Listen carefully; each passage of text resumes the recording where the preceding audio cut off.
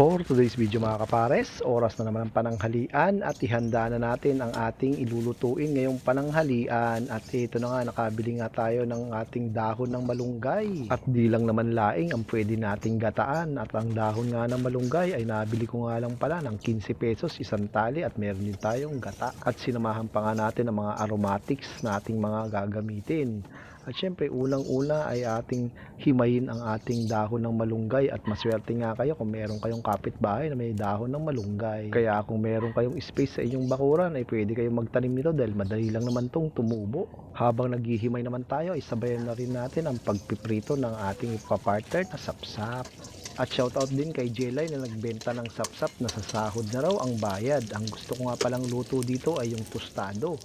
At dito talaga sa malunggay ay mapapalabang ka ng paghihimay kaya tiyagaan lang tayo para makatim ka ng masarap at masustansyang ginataang dahon ng malunggay. At di na natin patatagalin pa, sa kawali ay lagay na rin natin yung ating gata at pagkatapos lagay na rin natin yung aromatics na bawang, luya, pati na rin ang sibuyas. At syempre tatakpan lang natin yan hanggang sa kumulo.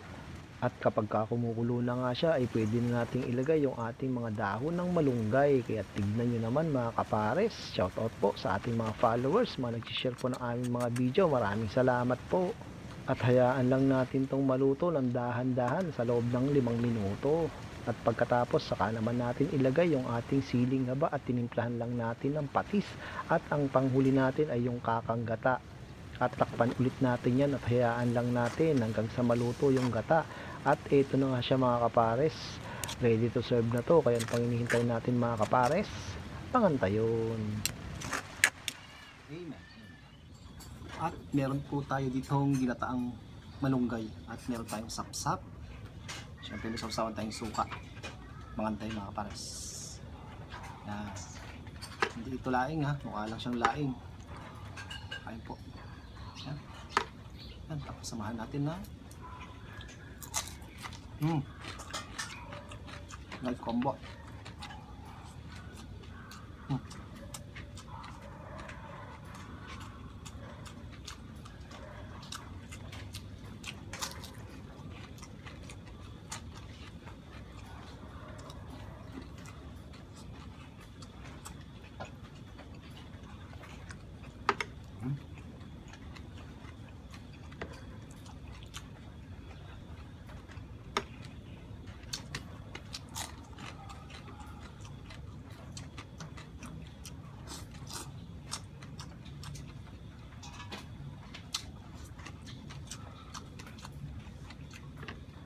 Sarap.